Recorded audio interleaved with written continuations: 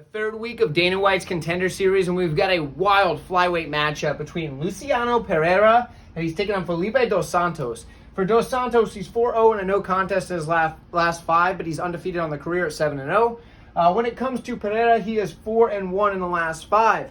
He's much shorter, though, in this matchup. Pereira is 5'3". He's going up against the 5'7" Felipe dos Santos.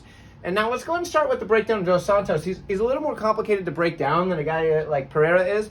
Because Pereira is very singular-minded in his approach, whereas Dos Santos has a lot of pros and a lot of cons. So we're going to break this down. Now, good striking. I'm going to start off with that. He's got good forward pressure. He's very aggressive. And he's got a ton of volume when he comes forward. He throws a lot of leg kicks, front kicks up the middle. He snaps them up to the body or the head. Does not matter. He's got a good knee or a flying knee as well.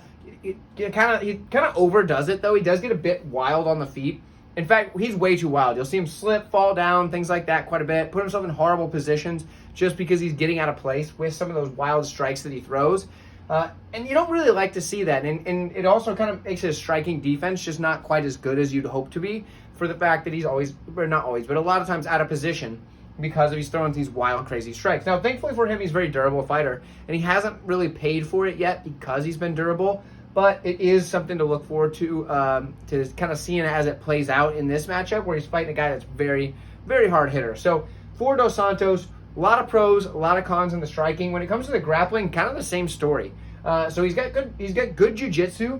He's got decent takedowns, and I do like that they come at the end of strikes. So start walking guys down with shots and then shoot a takedown. He does a good job there, but he doesn't have any top control. So when he gets them to the mat, they're almost always able to pop right back up, get back to their feet, and do their thing.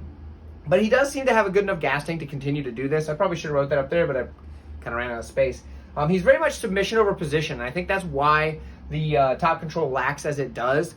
When he's on defense of a takedown, it's not the best, but he does use his butterfly hooks to get in, either get the sweep or make some space so he can start working back to his feet. I do like that about him, but a lot of pros and a lot of cons, like I said, on the Dos Santos side. So it's going to be interesting to see. Now, for Pereira, he's pretty much a striker, pretty much entirely a striker. He's going to come forward. He's got a ton of power, 8 knockouts in the career, and at flyweight, I mean, he's a smaller guy, but he hits very hard. He's got a small, compact frame. He's going to come forward, throw combinations, and keep that high guard.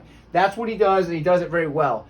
In this matchup here, though, this big height gap, I think, is going to cause him trouble because Felipe dos Santos, although he's wild and could get caught, which is why I probably wouldn't play Dos Santos straight up, because I do think at anything over minus 200, he's getting way too high or too big of a favorite with a guy that hits this hard and a guy with bad striking defense.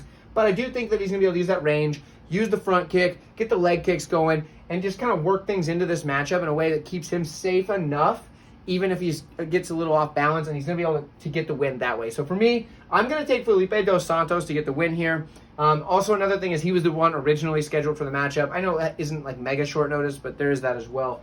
But let me know who you have. Do you think the smaller, more powerful, compact guy is going to land the shot, get the upset? Or do you think Felipe dos Santos, with the more wild, reckless game, but a lot of upside as well, is the better fighter in the matchup? I'd love to hear from you guys. Like the video on your way out. I'll see you next time.